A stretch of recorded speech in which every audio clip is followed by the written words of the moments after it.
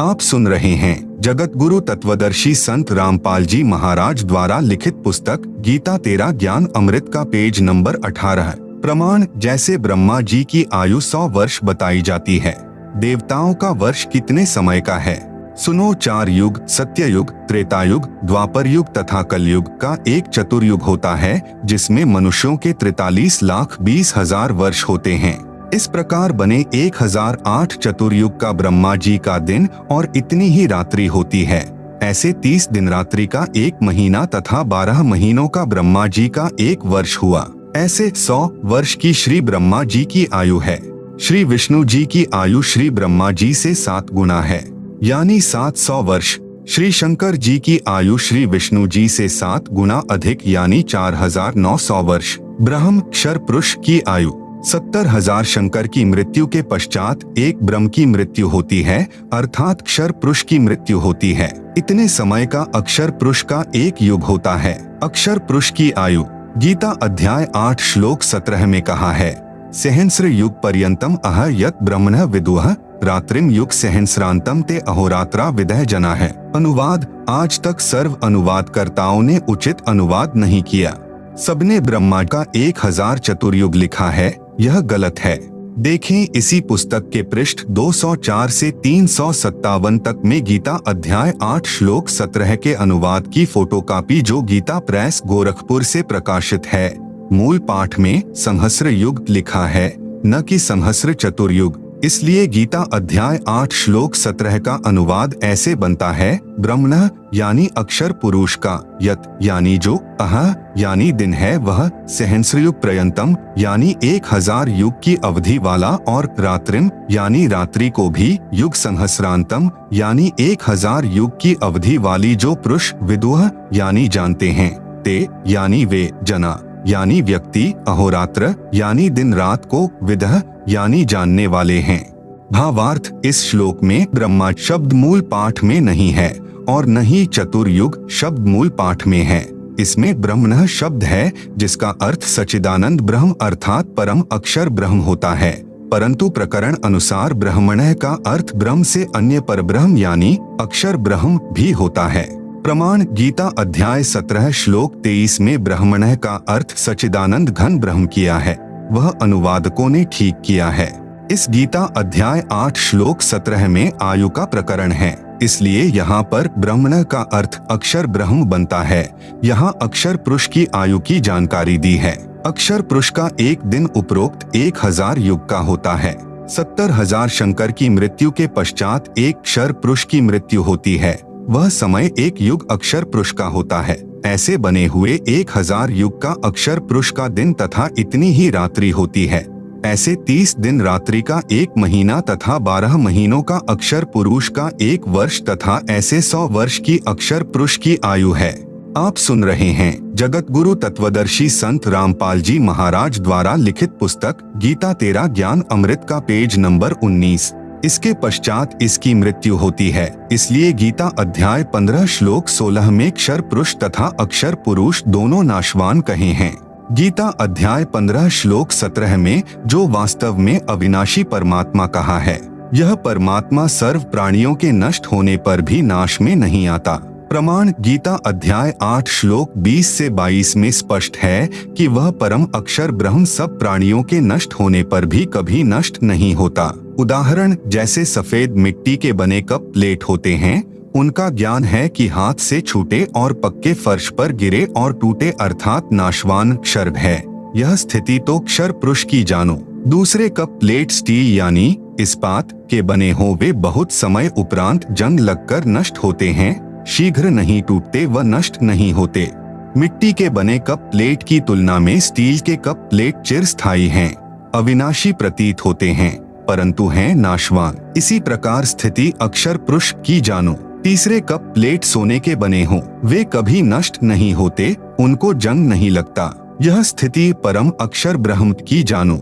यह वास्तव में अविनाशी हैं, इसलिए प्रकरणवश अक्षर का अर्थ नाशवान भी होता है, वास्तव में अक्षर का अर्थ अविनाशी होता है। उदाहरण के लिए गीता अध्याय 8 श्लोक 11 में मूल पाठ यत अक्षरम वेद विदः वदन्ति विशन्ति यत यतयः बीतरागाः यत इच्छन्तः ब्रह्मचर्यम चरन्ति तत्ते पदम संग्रहेण प्रवक्षे। अनुवाद, इस श्लोक में अक्षर का अर्थ अविनाशी परमात्मा के लिए है। वेद विदः यानी तत्वदर्शी संत अर्थात वेद के तात्पर्य को जानने वाले महात्मा, यत यानी जिसे, अक्षरम यानी अविनाशी, वदंती यानी कहते हैं, यतयः यानी साधनारत, बीतरागा यानी आसक्ति रहित साधक, यत यानी जिस लोक में, विशन्ति यानी प्रवेश करते हैं, और यत यानी जिस परमात्मा को, इच्छन्तः यानी चाहने वाले साधक, ब्रह्मचर्यम यानी ब्रह्मचर्य अर्थात शिष्य परंपरा का, चरंती यानी आचरण करते हैं, तत् यानी उस, पदम यानी पद को, ते यानी तेरे लिए मैं, संग्रहेण यानी संक्षेप में, प्रवक्षे यानी कहूँगा। इस श्लोक में अक्षर का अर्थ अविनाशी परमात्मा ठीक है। कबीर जी ने सूक्ष्म वेद में कहा है कि गुरु बिन काहू न पाया ज्ञाना, जो थोथा भुस छिड़े मूढ़ किसाना। गुरु बिन वेद पढ़े जो प्राणी, समझे ना सार रहे अज्ञानी। प्रश्न नंबर 10, आप पूर्ण मोक्ष किसे मानते हैं? उत्तर, गीता अध्याय 15 श्लोक 4 में वर्णन है कि तत्वदर्शी संत की प्राप्ति के पश्चात तत्व ज्ञान रूपी शस्त्र से अज्ञान को काटकर अर्थात अच्छी तरह ज्ञान समझकर उसके पश्चात परमेश्वर के उस परम पद की यानी सत्यलोक की खोज करनी चाहिए। आप सुन रहे हैं जगत गुरु तत्वदर्शी संत रामपाल जी महाराज द्वारा लिखित पुस्तक गीता तेरा ज्ञान अमृत का पेज नंबर 20, जहां जाने के पश्चात साधक फिर लौटकर संसार में कभी नहीं आते अर्थात उनका जन्म कभी नहीं होता। जिस परमात्मा ने सर्व रचना की है, केवल उसी की भक्ति पूजा करो। पूर्ण मोक्ष उसी को कहते हैं जिसकी प्राप्ति के पश्चात पुनः जन्म न हो, जन्म मरण का चक्र सदा के लिए समाप्त हो जाए। प्रश्न नंबर 11, क्या गीता ज्ञान दाता ब्रह्म की भक्ति से पूर्ण मोक्ष संभव है? उत्तर, नहीं। प्रश्न नंबर 12, गीता अध्याय 8 श्लोक 16 में प्रमाण है कि गीता ज्ञान दाता ने कहा है कि हे अर्जुन, मुझे प्राप्त होकर पुनर्जन्म नहीं होता। आप कैसे कहते हैं कि ब्रह्म भक्ति से पूर्ण मोक्ष संभव नहीं? उत्तर, श्री देवी महापुराण सचित्र मोटा टाइप केवल हिंदी गीता प्रेस गोरखपुर से प्रकाशित के 7वें स्कंध पृष्ठ 562 से 563 पर प्रमाण है कि श्री देवी जी ने राजा हिमालय को उपदेश देते हुए कहा है कि हे राजन, अन्य सब बातों को छोड़कर मेरी भक्ति भी छोड़कर केवल एक ओम नाम का जाप कर, ब्रह्म प्राप्ति का यही एक मंत्र है। इससे संसार के उस पार जो ब्रह्म है उसको पा जाओगे, तुम्हारा कल्याण हो। वह ब्रह्मलोक रूपी दिव्य आकाश में रहता है।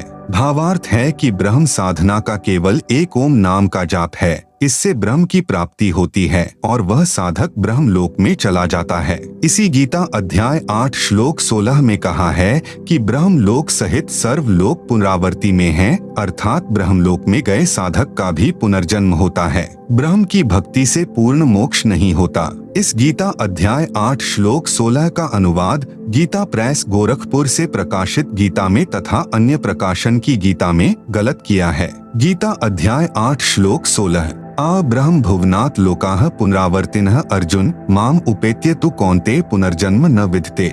इसका अनुवाद गलत किया है जो इस प्रकार है, हे अर्जुन, ब्रह्म लोक पर्यंत सब लोग पुनरावर्ती में हैं, अर्थात जहां जाने के पश्चात पुनः संसार में लौटकर आना पड़े, परंतु मुझे प्राप्त होकर पुनः जन्म नहीं होता।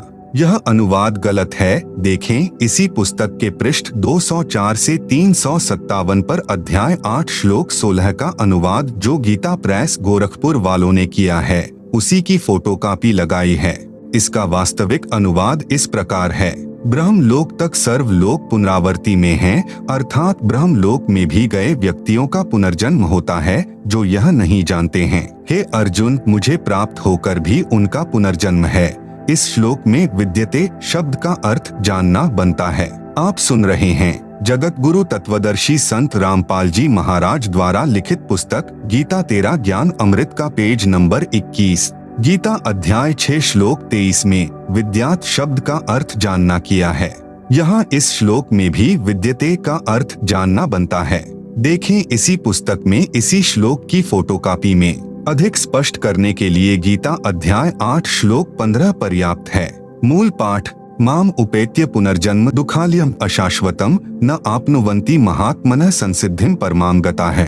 अनुवाद, माम यानी मुझे प्राप्त होकर, पुनर्जन्म यानी पुनर्जन्म होता है, जो अशाश्वतम यानी नाशवान जीवन, दुखालयम यानी दुखों का घर है, परमाम यानी परम, संसिद्धिम गता यानी सिद्धि को प्राप्त, महात्मयः यानी महात्माजन, न आपनुवंती यानी पुनर्जन्म को प्राप्त नहीं होते। गीता अध्याय 8 श्लोक 15। भावार्थ, गीता ज्ञान दाता ने कहा है कि मुझे प्राप्त होकर तो दुखों का घर यह क्षणभंगुर जीवन जन्म मरण होता है। जो महात्मा परम गति को प्राप्त हो जाते हैं उनका पुनर्जन्म नहीं होता। विचारें, यदि गीता अध्याय 8 श्लोक 1 से 10 तक का सारांश निकालें जो इस प्रकार है। अर्जुन ने पूछा, गीता अध्याय 8 श्लोक 1 की तत्ब्रह्म क्या है? गीता ज्ञान दाता ने गीता अध्याय 8 श्लोक 3 में उत्तर दिया कि वह परम अक्षर ब्रह्म है। फिर गीता ज्ञान दाता ने अध्याय 8 श्लोक 5 व 7 में अपनी भक्ति करने को कहा है तथा गीता अध्याय 8 श्लोक 8, 9, 10 में परम अक्षर ब्रह्म की भक्ति करने को कहा है। अपनी भक्ति का मंत्र गीता अध्याय 8 श्लोक 13 में बताया है कि मुझ ब्रह्म का केवल एक ओम अक्षर है। उच्चारण करके स्मरण करता हुआ जो शरीर त्याग कर जाता है वह परम गति को प्राप्त होता है। पूर्व में श्री देवी पुराण से सिद्ध कर आए हैं कि ओम का जाप करके ब्रह्म लोक प्राप्त होता है। गीता अध्याय 8 श्लोक 16 में स्पष्ट है कि ब्रह्म लोक में गए साधक का भी पुनर्जन्म होता है। इसलिए गीता अध्याय 8 श्लोक 13 में ओम नाम के जाप से होने वाली परम गति का वर्णन है, परंतु गीता अध्याय 8 श्लोक 8, 9, 10 में जिस सच्चिदानंद घन ब्रह्म अर्थात परम दिव्य पुरुष की भक्ति करने को कहा है उसका मंत्र गीता अध्याय 17 श्लोक 23 में लिखा है। ओम तत् सत इति निर्देशः ब्रह्मणः त्रिविधः स्मृतः ब्राह्मणाः तेन वेदाः च यज्ञाः च विहिताः पुरा। अनुवाद, सच्चिदानंद घन ब्रह्म की भक्ति का मंत्र ओम तत्सत है। ओम मंत्र ब्रह्म यानी अक्षर पुरुष का है। तत् यह सांकेतिक है जो अक्षर पुरुष का है। सत मंत्र भी सांकेतिक मंत्र है जो परम अक्षर ब्रह्म का है। इन तीनों मंत्रों के जाप से वह परम गति प्राप्त होगी जो गीता अध्याय 15 श्लोक 4 में कही है कि जहाँ जाने के पश्चात साधक फिर लौटकर संसार में कभी नहीं आते। आप सुन रहे हैं जगत गुरु तत्वदर्शी संत रामपाल जी महाराज द्वारा लिखित पुस्तक गीता तेरा ज्ञान अमृत का पेज नंबर 22। यदि गीता अध्याय 8 श्लोक 16 का यह अर्थ सही माने कि मुझे प्राप्त होने वाले का पुनर्जन्म नहीं होता तो गीता अध्याय 2 श्लोक 12, गीता अध्याय 4 श्लोक 5, गीता अध्याय 10 श्लोक 2 गलत सिद्ध हो जाते हैं, जिनमें गीता ज्ञान दाता ने कहा है कि अर्जुन तेरे और मेरे बहुत जन्म हो चुके हैं, तू नहीं जानता, मैं जानता हूँ। मेरी उत्पत्ति को न देवता जानते, न महर्षिगण तथा न सिद्ध जानते। विचारणीय विषय यह है कि जब साध्य इष्ट का ही जन्म मृत्यु होता है तो साधक को वह मोक्ष कैसे प्राप्त हो सकता है जिससे पुनर्जन्म नहीं होता है। इसलिए गीता अध्याय 8 श्लोक 16 का अनुवाद जो मैंने ऊपर किया है वही सही है कि गीता ज्ञानदाता ने कहा है कि ब्रह्मलोक तक सब लोग पुनरावर्ती में हैं, अर्थात ब्रह्मलोक में गए प्राणी भी लौटकर संसार में जन्म को प्राप्त होते हैं। जो यह नहीं जानते वे मेरी भक्ति करके भी पुनर्जन्म को प्राप्त होते हैं। इसीलिए तो गीता ज्ञान दाता ने अध्याय 18 श्लोक 62 में कहा है कि हे अर्जुन, तू सर्वभाव से उस परमेश्वर की शरण में जा, उस परमेश्वर की कृपा से ही तू परम शांति को तथा सनातन परम धाम अर्थात सत्यलोक को प्राप्त होगा। यही प्रमाण गीता अध्याय 15 श्लोक 4 में है कि तत्वदर्शी संत से तत्व ज्ञान प्राप्त करके उस तत्व ज्ञान रूपी शस्त्र से अज्ञान को काटकर उसके पश्चात परमेश्वर के उस परम पद की खोज करनी चाहिए जहां जाने के पश्चात साधक फिर लौटकर संसार में कभी नहीं आते। जिस परमेश्वर से संसार रूपी वृक्ष की प्रवृत्ति विस्तार को प्राप्त हुई है, अर्थात जिस परमेश्वर ने संसार की रचना की है। गीता ज्ञान दाता ने कहा है कि केवल उसी की भक्ति कर, सर्व का उसी से कल्याण संभव है। प्रमाणित हुआ कि ब्रह्म की भक्ति से पूर्ण मोक्ष संभव नहीं है। केवल पूर्ण परमात्मा परम अक्षर ब्रह्म की भक्ति से ही पूर्ण मोक्ष संभव है। प्रश्न नंबर 13। ओम यह मंत्र तो ब्रह्म का जाप हुआ, फिर यह क्यों कह रहे हो कि ब्रह्म की भक्ति से पूर्ण मोक्ष नहीं होता? आपने बताया कि गीता अध्याय 17 श्लोक 23 में ओम तत्सत इस मंत्र के जाप से पूर्ण मोक्ष होता है। इस मंत्र में भी तो ओम मंत्र है। उत्तर, जैसे इंजीनियर या डॉक्टर बनने के लिए शिक्षा की आवश्यकता होती है। पहले प्रथम कक्षा पढ़नी पड़ती है, फिर धीरे धीरे 5वीं 8वीं इस प्रकार 10वीं कक्षा पास करनी पड़ती है। उसके पश्चात आगे पढ़ाई करनी होती है, फिर ट्रेनिंग करके इंजीनियर या डॉक्टर बना जाता है। ठीक इसी प्रकार श्री ब्रह्मा, विष्णु, शिव, गणेश तथा देवी की साधना करनी पड़ती है। मैं स्वयं करता हूँ तथा अपने अनुयायियों से कराता हूँ। आप सुन रहे हैं जगत गुरु तत्वदर्शी संत रामपाल जी महाराज द्वारा लिखित पुस्तक गीता तेरा ज्ञान अमृत का पेज नंबर 23। यह तो 5वीं कक्षा तक की पढ़ाई अर्थात साधना जाने, दूसरे शब्दों में 5 कमलों को खोलने की साधना है, और ब्रह्म की साधना 10वीं कक्षा तक की पढ़ाई जाने अर्थात ब्रह्मलोक तक की साधना है, जो ओम का जाप करना है, और अक्षर पुरुष की साधना को 14वीं कक्षा की पढ़ाई अर्थात साधना जानो, जो तत् मंत्र का जाप है। तत् मंत्र तो सांकेतिक है, वास्तविक मंत्र तो इससे भिन्न है, जो उपदेशी को ही बताया जाता है। परम अक्षर पुरुष की साधना इंजीनियर या डॉक्टर की पढ़ाई अर्थात साधना जानो, जो सत शब्द से करनी होती है। यह सत मंत्र भी सांकेतिक है, वास्तविक मंत्र भिन्न है, जो उपदेशी को बताया जाता है। इसको सार नाम भी कहते हैं। इसलिए अकेले ब्रह्म के नाम ओम से पूर्ण मोक्ष प्राप्त नहीं हो सकता। ओम नाम का जाप ब्रह्म का है। इसकी साधना से ब्रह्म लोक प्राप्त होता है, जिसके विषय में गीता अध्याय 8 श्लोक 16 में कहा है कि ब्रह्म लोक में गए साधक भी पुनर्जन्म को प्राप्त होते हैं। पुनर्जन्म है तो पूर्ण मोक्ष नहीं हुआ, जो गीता अध्याय 15 श्लोक 4 में कहा है कि परमात्मा के उस परम पद की खोज करनी चाहिए, जहां जाने के पश्चात साधक कभी लौटकर पुनर्जन्म में नहीं आता। वह पूर्ण मोक्ष पूर्ण गुरु से शास्त्रानुकूल भक्ति प्राप्त करके ही संभव है।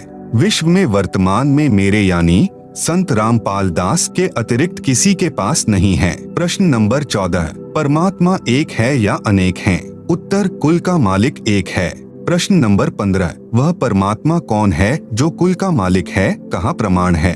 उत्तर, वह परमात्मा परम अक्षर ब्रह्म है जो कुल का मालिक है। प्रमाण श्रीमद् भगवत गीता अध्याय 15 श्लोक 1 से 4 तथा 16 से 17 में है। गीता अध्याय 15 श्लोक 1 से 4 का सारांश व भावार्थ है कि उल्टे लटके हुए वृक्ष के समान संसार को जानो। जैसे वृक्ष की जड़ें तो ऊपर हैं, नीचे तीनों गुण रूपी शाखाएं जानो। गीता अध्याय 15 श्लोक 1 में यह भी स्पष्ट किया है कि तत्वदर्शी संत की क्या पहचान है। तत्वदर्शी संत वह है जो संसार रूपी वृक्ष के सर्वांग यानी सभी भाग भिन्न भिन्न बताए। विशेष वेद मंत्रों की जो आगे फोटोकॉपियां लगाई हैं, ये आर्य समाज के आचार्यों तथा महर्षि दयानंद द्वारा अनुवादित हैं और सार्वदेशिक आर्य प्रतिनिधि सभा दिल्ली द्वारा प्रकाशित हैं, जिनमें वर्णन है कि परमेश्वर स्वयं पृथ्वी पर सशरीर प्रकट होकर कवियों की तरह आचरण करता हुआ सत्य आध्यात्मिक ज्ञान सुनाता है। प्रमाण ऋग्वेद मंडल नंबर 9 सूक्त 86 मंत्र 26 से 27, ऋग्वेद मंडल 9 सूक्त 82 मंत्र 1 से 2, सूक्त 96 मंत्र 16 से 20, ऋग्वेद मंडल 9 सूक्त 94 मंत्र 1, ऋग्वेद मंडल 9 सूक्त 95 मंत्र 2, ऋग्वेद मंडल 9 सूक्त 20 मंत्र 1, ऋग्वेद मंडल 9 सूक्त 54 मंत्र 3 में इन मंत्रों में कहा है कि परमात्मा सर्व भवनों अर्थात लोकों के ऊपर के लोक में विराजमान है। आप सुन रहे हैं जगत गुरु तत्वदर्शी संत रामपाल जी महाराज द्वारा लिखित पुस्तक गीता तेरा ज्ञान अमृत का पेज नंबर 24। जब जब पृथ्वी पर अज्ञान की वृद्धि होने से अधर्म बढ़ जाता है, तो परमात्मा स्वयं सशरीर चलकर पृथ्वी पर प्रकट होकर यथार्थ अध्यात्म ज्ञान का प्रचार लोकोक्तियों, शब्दों, चौपाइयों, साखियों, कविताओं के माध्यम से कवियों जैसा आचरण करके घूम फिरकर करता है, जिस कारण से एक प्रसिद्ध कवि की उपाधि भी प्राप्त करता है। कृपया देखें उपरोक्त मंत्रों की फोटोकॉपी इसी पुस्तक के पृष्ठ 104 से 119 पर। परमात्मा ने अपने मुख कमल से ज्ञान बोलकर सुनाया था। उसे सूक्ष्म वेद कहते हैं, उसी को तत्व ज्ञान भी कहते हैं। तत्व ज्ञान का प्रचार करने के कारण परमात्मा तत्वदर्शी संत भी कहलाने लगता है। उस तत्वदर्शी संत रूप में प्रकट परमात्मा ने संसार रूपी वृक्ष के सर्वांग इस प्रकार बताए। कबीर, अक्षर पुरुष एक वृक्ष है, क्षर पुरुष वाकी डार, तीनों देवा शाखा हैं, पात रूप संसार। भावार्थ, वृक्ष का जो हिस्सा पृथ्वी से बाहर दिखाई देता है उसको तना कहते हैं। जैसे संसार रूपी वृक्ष का तना तो अक्षर पुरुष है, तने से मोटी डार निकलती है, वह अक्षर पुरुष जानो। डार के मानो 3 शाखाएं निकलती हों, उनको तीनों देवता रजगुण ब्रह्मा जी, सतगुण विष्णु जी तथा तमगुण शिव हैं, तथा इन शाखाओं पर टहनियों व पत्तों को संसार जानो। इस संसार रूपी वृक्ष के उपरोक्त भाग जो पृथ्वी से बाहर दिखाई देते हैं, मूल यानी जड़े जमीन के अंदर हैं, जिनसे वृक्ष के सर्वांगों का पोषण होता है। गीता अध्याय 15 श्लोक 16 से 17 में 3 पुरुष कहे हैं। श्लोक 16 में 2 पुरुष कहे हैं, क्षर पुरुष तथा अक्षर पुरुष, दोनों की स्थिति ऊपर बता दी है। गीता अध्याय 15 श्लोक 16 में भी कहा है कि क्षर पुरुष तथा अक्षर पुरुष दोनों नाशवान हैं। इनके अंतर्गत जितने भी प्राणी हैं वे भी नाशवान हैं, परंतु आत्मा तो किसी की भी नहीं मरती। गीता अध्याय 15 श्लोक 17 में कहा है कि उत्तम पुरुष अर्थात पुरुषोत्तम तो क्षर पुरुष और अक्षर पुरुष से भिन्न है, जिसको परमात्मा कहा गया है। इसी प्रभु की जानकारी गीता अध्याय 8 श्लोक 3 में है, जिसको परम अक्षर ब्रह्म कहा है। गीता अध्याय 15 श्लोक 17 में इसी का वर्णन है। यही प्रभु तीनों लोकों में प्रवेश करके सबका धारण पोषण करता है। यह वास्तव में अविनाशी परमेश्वर है।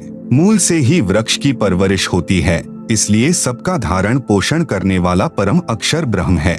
जैसे पूर्व में गीता अध्याय 15 श्लोक 1 से 4 में बताया है कि ऊपर को जड़ यानी मूल वाला, नीचे को शाखा वाला संसार रूपी वृक्ष है। जड़ से ही वृक्ष का धारण पोषण होता है, इसलिए परम अक्षर ब्रह्म जो संसार रूपी वृक्ष की जड़ यानी मूल है, यही सर्व पुरुषों यानी प्रभुओं का पालनहार, इनका विस्तार यानी रचना करने वाला यानी सृजनहार है। यही कुल का मालिक है।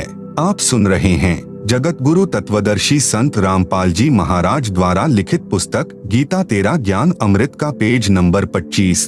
प्रश्न नंबर 16, क्या रजगुण ब्रह्मा, सतगुण विष्णु तथा तमगुण शंकर यानी शिव की पूजा यानी भक्ति करनी चाहिए? उत्तर, नहीं। प्रश्न नंबर 17, कहाँ प्रमाण है कि रजगुण ब्रह्मा, सतगुण विष्णु तथा तमगुण शंकर यानी शिव की पूजा यानी भक्ति नहीं करनी चाहिए? उत्तर, श्रीमद्भगवत गीता अध्याय 7 श्लोक 12 से 15, 20 से 23 तथा गीता अध्याय 9 श्लोक 23 से 24, गीता अध्याय 7 श्लोक 12 से 15 में प्रमाण है कि जो व्यक्ति रजगुण ब्रह्मा, सतगुण विष्णु तथा तमगुण शिव की भक्ति करते हैं, वे राक्षस स्वभाव को धारण किए हुए मनुष्यों में नीच दूषित कर्म करने वाले मूर्ख मुझे भी नहीं भजते। यह प्रमाण गीता अध्याय 7 श्लोक 12 से 15 में है। फिर गीता अध्याय 7 के ही श्लोक 20 से 23 तथा गीता अध्याय 9 श्लोक 23 से 24 में यही कहा है। और क्षर पुरुष, अक्षर पुरुष तथा परम अक्षर पुरुष गीता अध्याय 15 श्लोक 16 से 17 में जिनका वर्णन है को छोड़कर श्री ब्रह्मा, श्री विष्णु तथा श्री शिव जी अन्य देवताओं में गिने जाते हैं। इन दोनों अध्यायों यानी गीता अध्याय 7 तथा अध्याय 9 में ऊपर लिखे श्लोकों में गीता ज्ञान दाता ने कहा है कि जो साधक जिस भी उद्देश्य को लेकर अन्य देवताओं को भजते हैं, वे भगवान समझकर भजते हैं। उन देवताओं को मैंने कुछ शक्ति प्रदान कर रखी है। देवताओं के भजने वालों को मेरे द्वारा किए विधान से कुछ लाभ मिलता है, परंतु उन अल्प बुद्धि वालों का वह फल नाशवान होता है। देवताओं को पूजने वाले देवताओं के लोक में जाते हैं, मेरे पुजारी मुझे प्राप्त होते हैं। गीता अध्याय 16 श्लोक 23 से 24 में कहा है कि शास्त्र विधि को त्याग कर जो साधक मनमाना आचरण करते हैं, अर्थात जिन देवताओं, पितरों, यक्षों, भैरों, भूतों की भक्ति करते हैं और मनकल्पित मंत्रों का जाप करते हैं, उनको न तो कोई सुख होता है, न कोई सिद्धि प्राप्त होती है तथा न उनकी गति अर्थात मोक्ष होता है। इससे तेरे लिए है अर्जुन, कर्तव्य यानी जो भक्ति करनी चाहिए और अकर्तव्य यानी जो भक्ति न करनी चाहिए की व्यवस्था में शास्त्र ही प्रमाण है। गीता अध्याय 17 श्लोक 1 में अर्जुन ने पूछा कि हे कृष्ण, क्योंकि अर्जुन मान रहा था कि श्री कृष्ण ही ज्ञान सुना रहा है, परंतु श्री कृष्ण के शरीर में प्रेत की तरह प्रवेश करके काल यानी ब्रह्म ज्ञान बोल रहा था, जो पहले प्रमाणित किया जा चुका है। जो व्यक्ति शास्त्र विधि को त्याग कर अन्य देवताओं आदि की पूजा करते हैं, वे स्वभाव में कैसे होते हैं? गीता ज्ञान दाता ने उत्तर दिया कि सात्विक व्यक्ति देवताओं का पूजन करते हैं, राजसी व्यक्ति यक्षों व राक्षसों की पूजा तथा तामसी व्यक्ति प्रेत आदि की पूजा करते हैं। ये सब शास्त्र विधि रहित कर्म हैं। फिर गीता अध्याय 17 श्लोक 5 से 6 में कहा है कि जो मनुष्य शास्त्र विधि से रहित केवल मनकल्पित घोर तप को तपते हैं, वे दंभी यानी ढोंगी हैं और शरीर के कमलों में विराजमान शक्तियों को तथा मुझे भी क्रश करने वाले राक्षस स्वभाव के अज्ञानी जान। आप सुन रहे हैं जगत गुरु तत्वदर्शी संत रामपाल जी महाराज द्वारा लिखित पुस्तक गीता तेरा ज्ञान अमृत का पेज नंबर 26। सूक्ष्म वेद में भी परमेश्वर जी ने कहा है कि कबीर माई मसानी सेठ शीतला भैरव भूत हनुमंत परमात्मा से न्यारा रहे, जो इनको पूजंत। राम भजय तो राम मिले, देव भजय सो देव, भूत भजय सो भूत भवै, सुनो सकल सुरभे।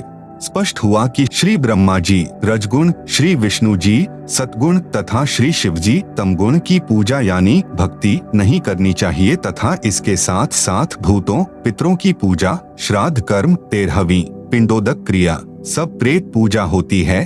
भैरव तथा हनुमान जी की पूजा भी नहीं करनी चाहिए। प्रश्न नंबर 18, क्या अक्षर पुरुष यानी ब्रह्म की पूजा यानी भक्ति करनी चाहिए या नहीं? उत्तर, यदि पूर्ण मोक्ष चाहते हो, जो गीता अध्याय 15 श्लोक 4 में बताया है कि तत्व ज्ञान प्राप्ति के पश्चात परमेश्वर के उस परम पद की खोज करनी चाहिए, जहां जाने के पश्चात साधक लौटकर फिर कभी संसार में जन्म नहीं लेता, तो अक्षर पुरुष यानी ब्रह्म जो संसार रूपी वृक्ष की डार है की पूजा भक्ति नहीं करनी चाहिए। प्रश्न नंबर 19, पूर्व में जितने ऋषि महर्षि हुए हैं, वे सब ब्रह्म की पूजा करते और कराते थे। ओम नाम को सबसे बड़ा तथा उत्तम मंत्र जाप करने का बताते थे। क्या वे अज्ञानी थे? यदि ब्रह्म की भक्ति उत्तम नहीं है तो गीता में कोई प्रमाण बताएं। उत्तर, पूर्व में बताया गया है कि यथार्थ अध्यात्म ज्ञान स्वयं परमेश्वर यानी परम अक्षर ब्रह्म धरती पर सशरीर प्रकट होकर ठीक ठीक बताता है।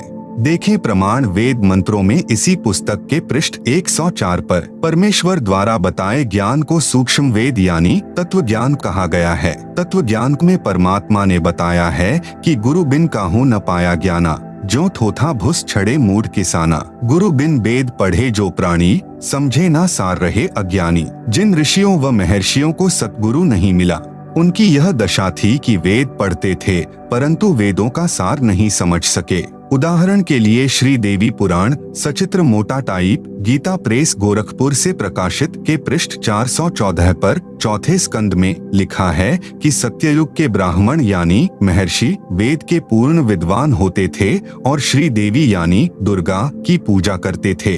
विचार करें, श्रीमद् भगवत गीता चारों वेदों का सारांश है। आप जी गीता जी को तो जानते ही हो, पढ़ते भी होंगे। क्या गीता में कहीं लिखा है कि श्री देवी की पूजा करो? आप सुन रहे हैं जगत गुरु तत्वदर्शी संत रामपाल जी महाराज द्वारा लिखित पुस्तक गीता तेरा ज्ञान अमृत का पेज नंबर 27। इसी प्रकार चारों वेदों में कहीं नहीं लिखा है कि दुर्गा यानी श्री देवी की पूजा करो। तो क्या समझा वेदों को उन महर्षियों ने? क्या खाक विद्वान थे सत्ययुग के महर्षि? उन्हीं महर्षियों का मनमाना विधान है कि ओम नाम सबसे बड़ा अर्थात उत्तम है, जो कहते थे कि ब्रह्म पूजा यानी भक्ति सर्वश्रेष्ठ है। प्रिय पाठ को जो ब्रह्म की पूजा इष्ट देव मानकर करते थे, वे अज्ञानी थे। उनकी ब्रह्म साधना अनुत्तम गति देने वाली है। गीता में प्रमाण श्रीमद् भगवत गीता अध्याय 7 श्लोक 12 से 15 में तो बताया है कि जो तीनों गुणों रजगुण ब्रह्मा, सतगुण विष्णु तथा तमगुण शंकर की पूजा करने वाले राक्षस स्वभाव को धारण किए हुए मनुष्यों में नीच दूषित कर्म करने वाले मूर्ख मुझे भी नहीं भजते। यह गीता ज्ञान दाता ने कहा है। फिर गीता अध्याय 7 के ही श्लोक 16 से 18 तक में गीता ज्ञान दाता यानी ब्रह्म ने कहा है कि मेरी भक्ति 4 प्रकार से करते हैं, अर्थार्थी, आर्त, जिज्ञासु तथा ज्ञानी। फिर कहा कि ज्ञानी मुझे अच्छा लगता है, ज्ञानी को मैं अच्छा लगता हूँ। गीता अध्याय 7 श्लोक 18। इस श्लोक में गीता ज्ञान दाता ने कहा है कि ये ज्ञानी आत्मा हैं तो उदार यानी अच्छी, परंतु ये सब मेरी अनुत्तम गति अर्थात घटिया गति में आश्रित हैं। इस श्लोक गीता अध्याय 7 श्लोक 18 में गीता ज्ञान दाता ब्रह्म स्वयं स्वीकार कर रहा है कि मेरी भक्ति से होने वाली गति अनुत्तम यानी अश्रेष्ठ यानी घटिया है। गीता अध्याय 7 श्लोक 19 में कहा है कि बहुनाम जन्मानाम अन्ते ज्ञानवान माम प्रपद्यते वासुदेवः सर्वम इति सह महात्मा सुदुर्लभः।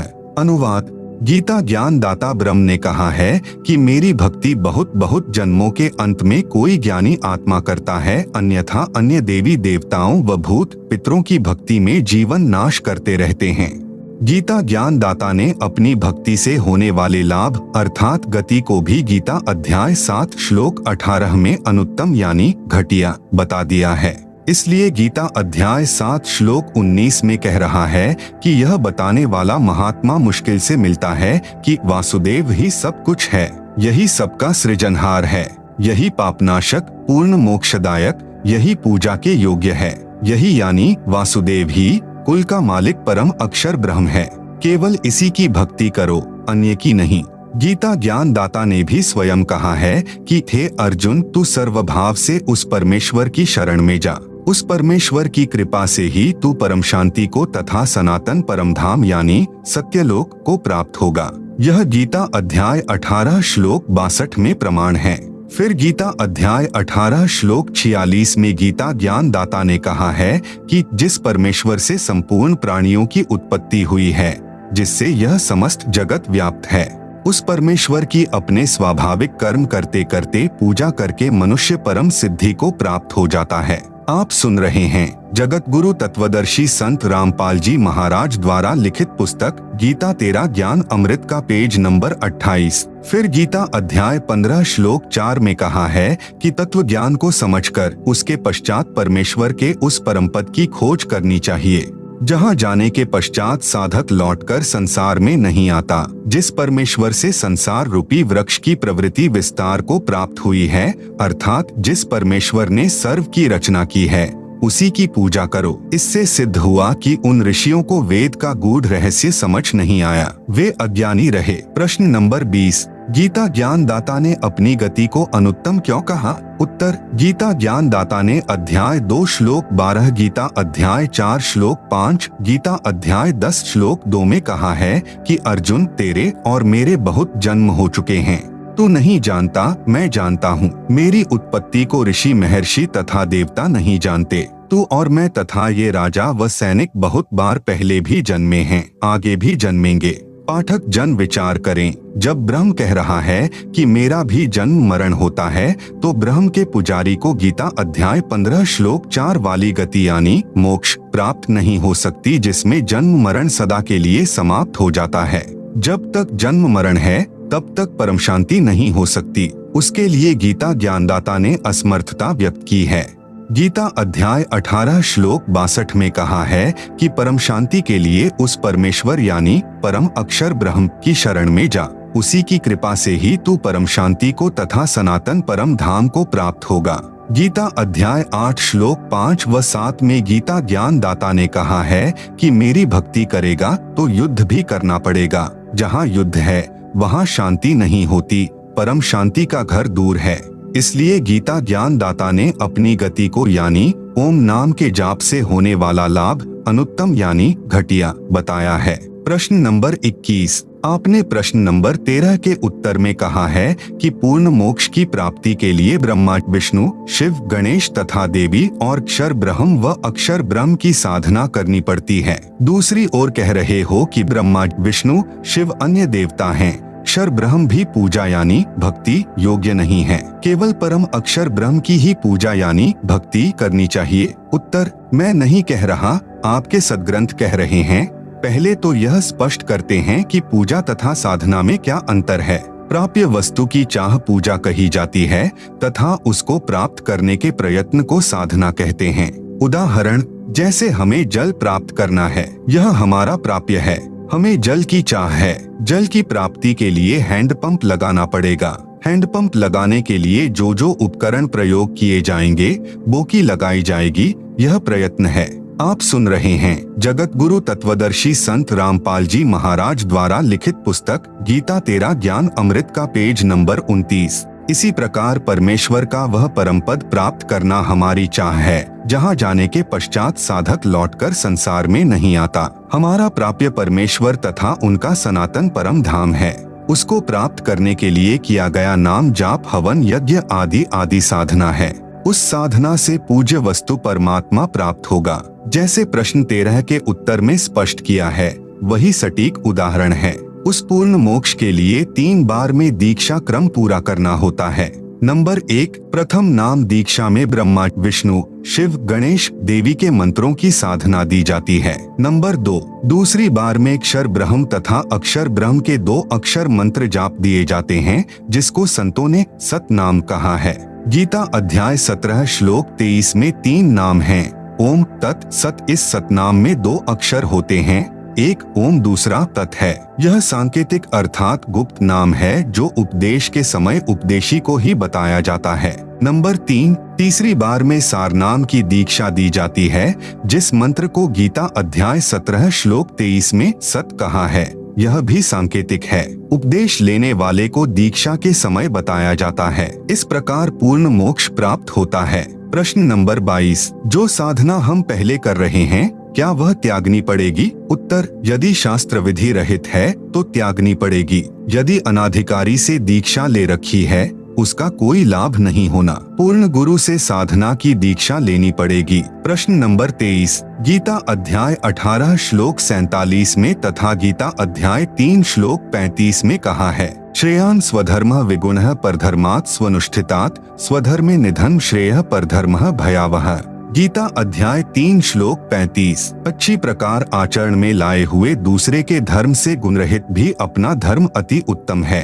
अपने धर्म में तो मरना भी कल्याणकारक है और दूसरे का धर्म भय को देने वाला है। उत्तर, यह अनुवाद गलत है। यदि यह बात सही है कि अपना धर्म चाहे गुणरहित हो तो भी उसे नहीं त्यागना चाहिए, तो फिर श्रीमद् भगवत गीता का ज्ञान 18 अध्यायों के 700 श्लोकों में लिखने की क्या आवश्यकता थी? एक यह श्लोक पर्याप्त था कि अपनी साधना जैसी भी हो उसे करते रहो, चाहे वह गुणरहित यानी लाभ रहित भी क्यों न हो। फिर गीता अध्याय 7 श्लोक 12 से 15 में यह क्यों कहा कि रजगुण ब्रह्मा, सतगुण विष्णु तथा तमगुण शिव की पूजा राक्षस स्वभाव को धारण किए हुए मनुष्यों में नीच दूषित कर्म करने वाले मूर्ख लोग मुझे नहीं भजते। आप सुन रहे हैं जगत गुरु तत्वदर्शी संत रामपाल जी महाराज द्वारा लिखित पुस्तक गीता तेरा ज्ञान अमृत का पेज नंबर 30। गीता ज्ञान दाता ने उन साधकों से उनका धर्म अर्थात धार्मिक साधना त्यागने को कहा है तथा गीता अध्याय 7 के ही श्लोक 20 से 23 में कहा है कि जो मेरी पूजा न करके अन्य देवताओं की पूजा करते हैं,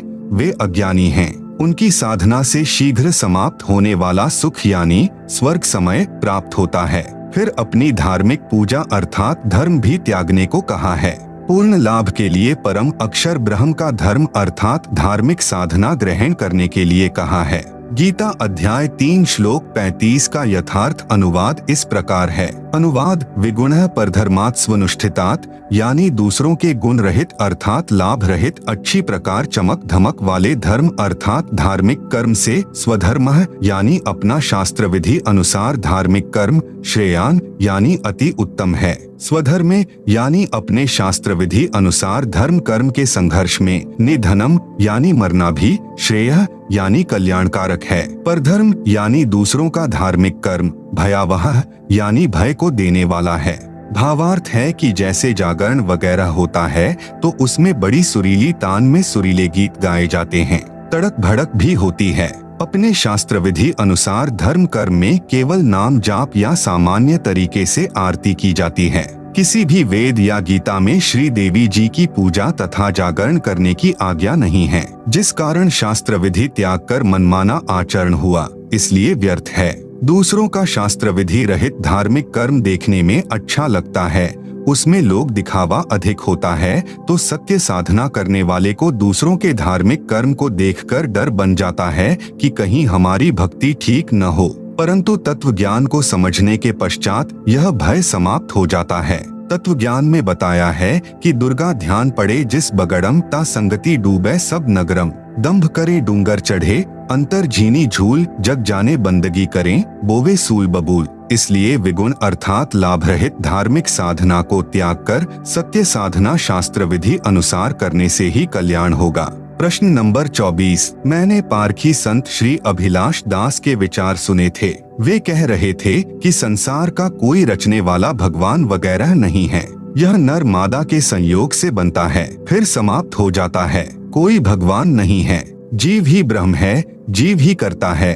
अभिलाष दास के ये विचार उचित हैं या अनुचित? उत्तर, इसका उत्तर श्रीमद् भगवत गीता अध्याय 16 श्लोक 6 से 10 में विस्तार से दिया गया है। कहा है कि जो आसुरी प्रकृति के लोग होते हैं वे कहा करते हैं कि संसार बिना ईश्वर के है, स्त्री पुरुष से उत्पन्न है अर्थात नर मादा से उत्पन्न है, इसका कोई कर्ता नहीं है। ऐसे व्यक्ति संसार का नाश अर्थात बुरा करने के लिए ही जन्म लेते हैं। आप सुन रहे हैं जगत गुरु तत्वदर्शी संत रामपाल जी महाराज द्वारा लिखित पुस्तक गीता तेरा ज्ञान अमृत का पेज नंबर 31। वास्तविकता यह है कि परमात्मा सर्व संसार का सृजनहार है, जीव ब्रह्म नहीं है। ब्रह्म का अर्थ प्रभु यानी स्वामी होता है। जैसे नंबर 1 ब्रह्म जिसको अक्षर पुरुष भी कहा गया है 21 ब्रह्मांडों का स्वामी है। नंबर 2 अक्षर ब्रह्म जिसको अक्षर पुरुष भी कहा गया है, गीता अध्याय 15 श्लोक 16, यह 7 शंख ब्रह्मांडों का स्वामी है। नंबर 3 पूर्ण ब्रह्म जिसको गीता अध्याय 8 श्लोक 3 में परम अक्षर ब्रह्म कहा है, असंख्य ब्रह्मांडों का स्वामी है, यह कुल का मालिक है। यह कहना कि कोई भगवान नहीं है, संसार केवल स्त्री पुरुष या नर मादा से उत्पन्न होता है, समाप्त हो जाता है, जीव ही करता है अर्थात जीव ही ब्रह्म है, यह पूर्णतया अनुचित है। प्रश्न नंबर 25, श्रीमद् भगवत गीता में ज्ञान दाता ने अध्याय 8 श्लोक 5 तथा 7 में कहा है कि जो पुरुष अंत काल में भी मेरा स्मरण करता हुआ शरीर त्याग कर जाता है वह मुझे प्राप्त होता है। इसलिए अर्जुन सब समय में मेरा स्मरण कर, युद्ध भी कर, मुझे ही प्राप्त होगा। इसलिए गीता अध्याय 18 श्लोक 62 में कहा है कि उस परमात्मा की शरण में जा। गीता ज्ञान दाता ने घुमा फिरा कर कहा है कि मेरी ही साधना स्मरण कर आप अन्य परमात्मा बता रहे हो, वह विश्वसनीय नहीं है। क्या गीता में कहीं और भी लिखा है गीता ज्ञान दाता से अन्य परमात्मा की भक्ति साधना करने के लिए? उत्तर, गीता अध्याय 7 श्लोक 29 में गीता ज्ञान दाता ने बताया है कि जो साधक केवल जरा यानी वृद्ध अवस्था तथा मरण यानी मृत्यु से छूटने के लिए प्रयत्नशील हैं, वे तत्ब्रह्म से परिचित हैं। अर्जुन ने गीता अध्याय 8 श्लोक 1 में पूछा कि तत्ब्रह्म क्या है? गीता ज्ञान दाता ने अध्याय 8 श्लोक 3 में बताया कि वह परम अक्षर ब्रह्म है। गीता अध्याय 8 श्लोक 5 व 7 में तो गीता ज्ञान दाता ने अपनी साधना यानी स्मरण करने को कहा है। गीता ज्ञान दाता ने गीता अध्याय 2 श्लोक 12 तथा अध्याय 4 श्लोक 5 व अध्याय 10 श्लोक 2 में अपना जन्म मरण भी कहा है कि मेरी भक्ति से परम शांति नहीं हो सकती, युद्ध भी करना पड़ेगा।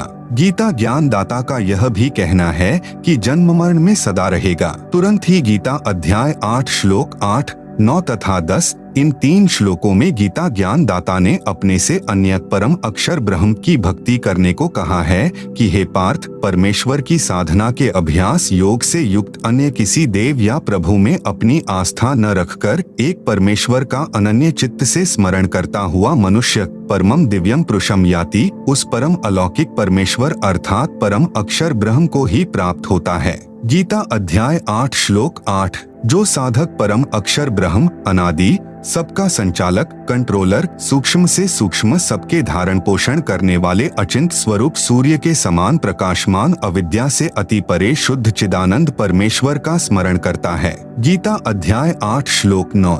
आप सुन रहे हैं जगत गुरु तत्वदर्शी संत रामपाल जी महाराज द्वारा लिखित पुस्तक गीता तेरा ज्ञान अमृत का पेज नंबर 32। वह भक्ति साधना युक्त साधक अंतकाल में भी भक्ति की शक्ति से भ्रेकुटी के मध्य में प्राणों अर्थात श्वासों को अच्छी प्रकार स्थापित करके फिर निश्चल मन से स्मरण करता हुआ उस दिव्य परम पुरुषम यानी अलौकिक परम पुरुष अर्थात परम अक्षर ब्रह्म जो गीता ज्ञान दाता से अन्य है को ही प्राप्त होता है। यह प्रमाण गीता के इसी अध्याय 8 श्लोक 11 से 22 में भी है। गीता अध्याय 8 श्लोक 11 में कहा है कि तत्वदर्शी अर्थात वेद को ठीक से जानने वाले, जिसे अविनाशी कहते हैं, उस परम पद को तेरे लिए कहता हूँ। गीता अध्याय 8 श्लोक 12 में वर्णन है कि उसको प्राप्त करने की साधना श्वासों से नाम स्मरण करने से होती है। गीता अध्याय 8 श्लोक 13 में गीता ज्ञान दाता ने कहा है कि मुझ ब्रह्म का केवल एक ओम अक्षर है, इसका स्मरण मरते दम तक करना है।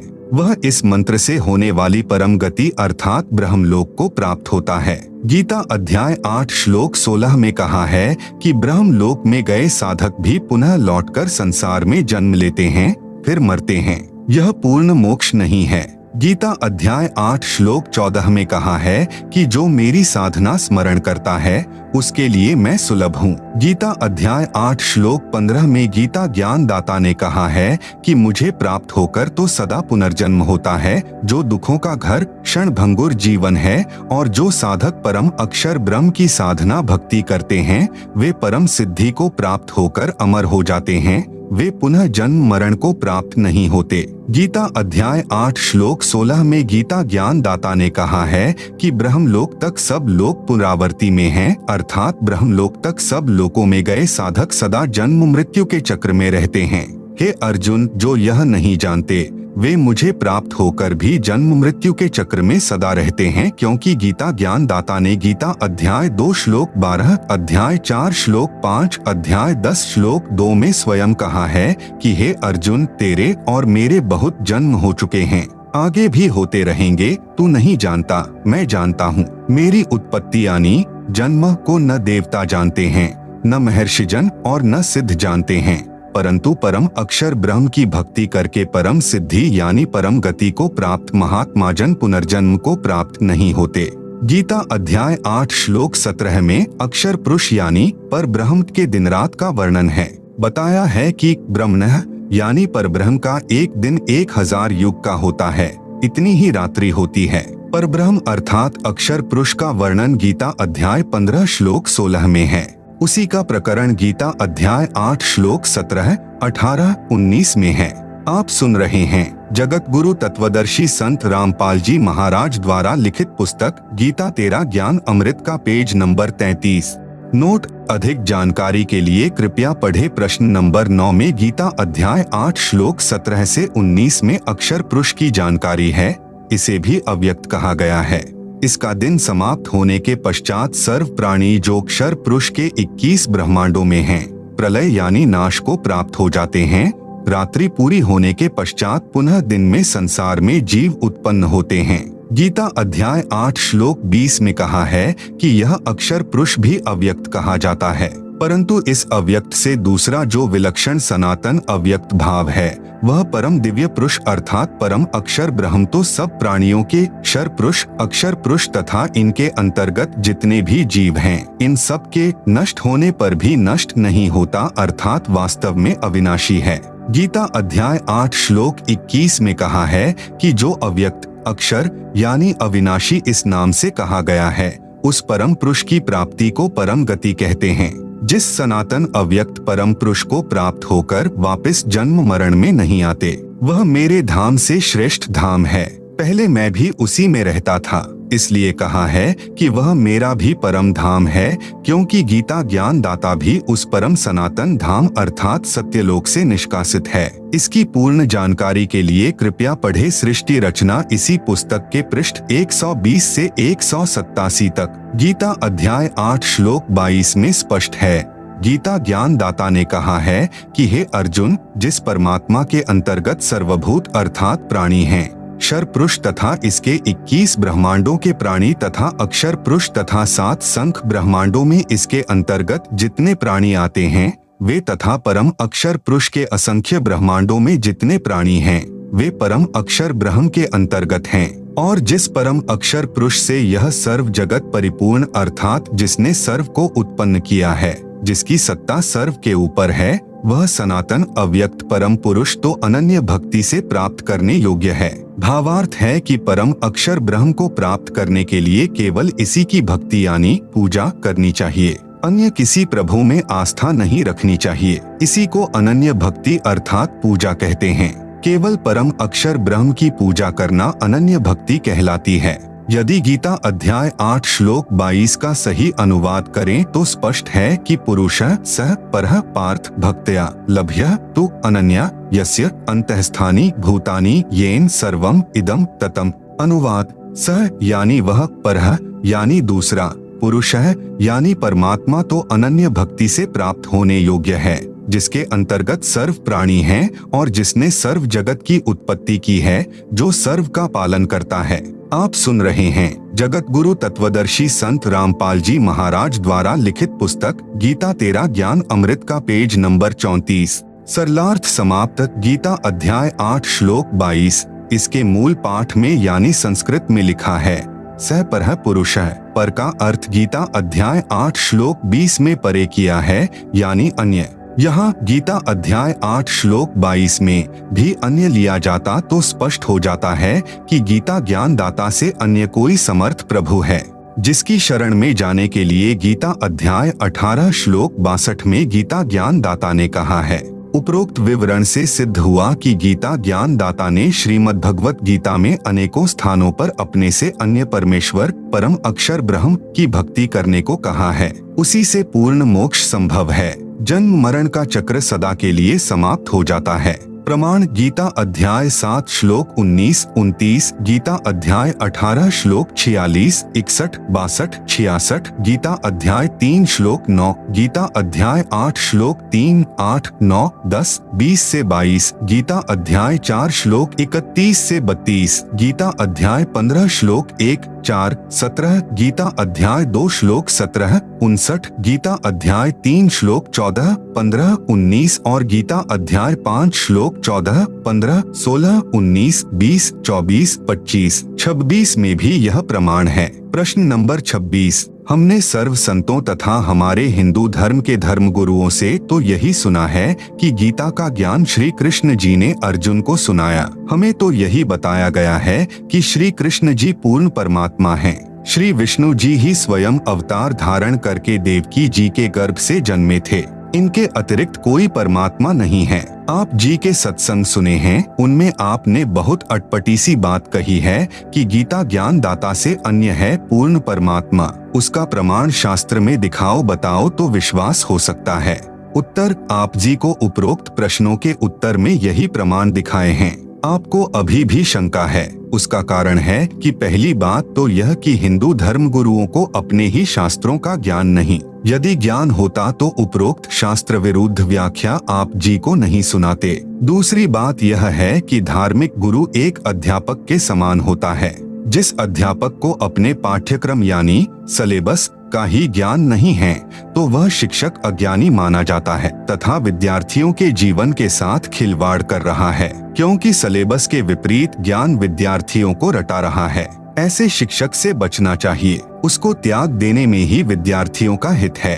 आपको श्रीमद् भगवत गीता में से ढेर सारे प्रमाण बताते हैं कि पूर्ण परमात्मा गीता ज्ञान दाता से अन्य है, वही उपासना योग्य है। उसी की भक्ति से पूर्ण मोक्ष प्राप्त होता है। यहाँ गीता के कुछ श्लोक लिखता हूँ, आप इनको गीता शास्त्र में स्वयं देख सकते हैं, जो इस पुस्तक में पृष्ठ 204 से 357 तक श्लोकों की फोटोकॉपी लगाई है। यथार्थ रूप में गीता के अनुवाद को जानने के लिए मेरे द्वारा किया गया श्रीमद्भगवत गीता का संपूर्ण श्लोकों का अनुवाद प्राप्त करें। आप सुन रहे हैं जगत गुरु तत्वदर्शी संत रामपाल जी महाराज द्वारा लिखित पुस्तक गीता तेरा ज्ञान अमृत का पेज नंबर 35। पुस्तक का नाम है गहरी नजर गीता में। इसको हमारी वेबसाइट से डाउनलोड कर सकते हैं। वेबसाइट का नाम है www.jagatgururampalji.org।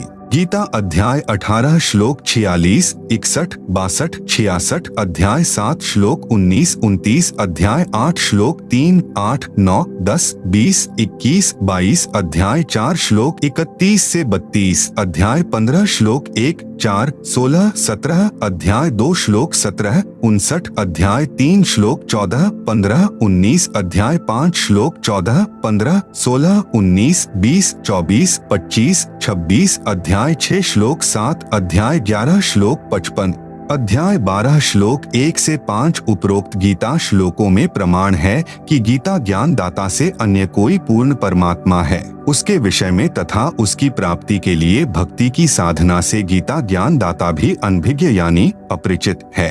प्रमाण गीता अध्याय 4 श्लोक 32 तथा 34 में है।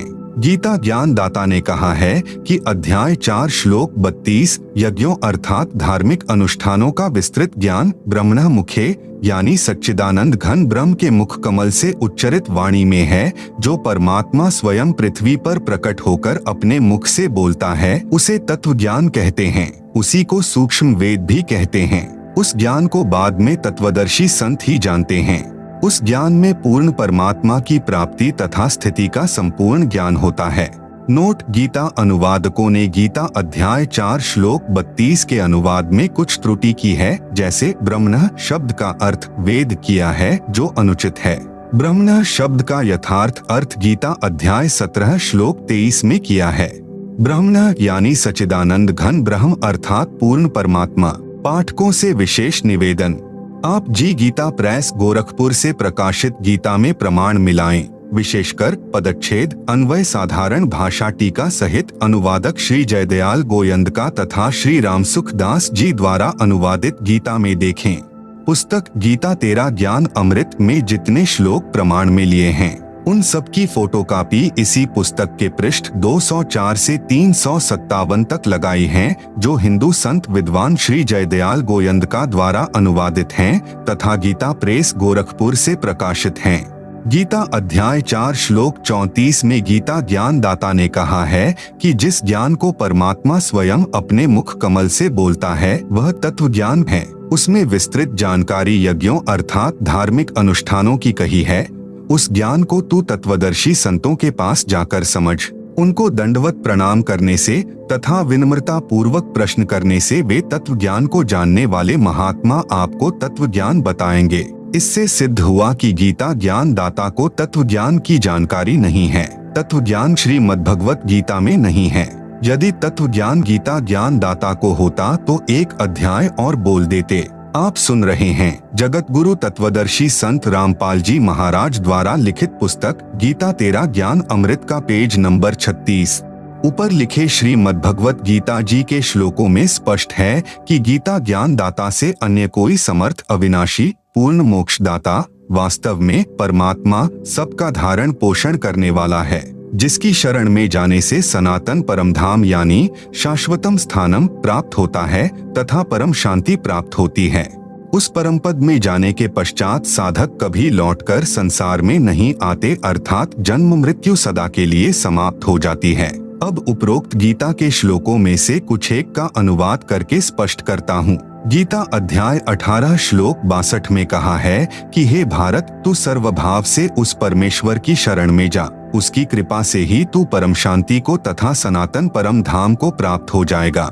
हिंदू धर्म के संत मंडलेश्वर धर्मगुरु कहते हैं कि श्री कृष्ण जी अपनी ही शरण में जाने को कह रहे हैं।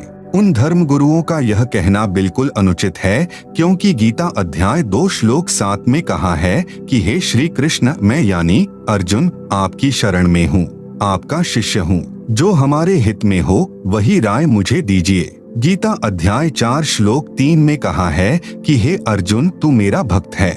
इस गीता के उल्लेख से स्पष्ट हुआ कि अर्जुन तो पहले से ही श्री कृष्ण जी की शरण में था। इसलिए गीता अध्याय 18 श्लोक 62 का भावार्थ है कि गीता ज्ञान देने वाला अपने से अन्य परमेश्वर की शरण में जाने को कह रहा है। यह भी सिद्ध हुआ कि गीता ज्ञान दाता से कोई अन्य परमेश्वर है। अन्य प्रमाण गीता अध्याय 8 श्लोक 1 के प्रश्न का उत्तर गीता ज्ञान दाता ने श्लोक नंबर 3 में दिया है कि वह परम अक्षर ब्रह्म है। फिर अध्याय 8 के ही श्लोक 5 तथा श्लोक 7 में तो अपनी भक्ति करने को कहा है। फिर श्लोक 8, 9, 10 में परम अक्षर ब्रह्म की भक्ति करने की राय दी है। गीता अध्याय 4 श्लोक 5 में, अध्याय 2 श्लोक 12 में, अध्याय 10 श्लोक 2 में गीता ज्ञान दाता ने अपनी स्थिति स्पष्ट की है कि यदि मेरी भक्ति करेगा तो जन्म मृत्यु तेरे भी सदा बने रहेंगे और मेरे भी। गीता अध्याय 15 श्लोक 1 में तत्वदर्शी संत की पहचान बताई है कि जो व्यक्ति संसार रूपी वृक्ष के सर्वभाग मूल सहित तत्व से जानता है, स वेदवित, यानी वह वेद के तात्पर्य को जानने वाला है, अर्थात वह तत्वदर्शी संत है।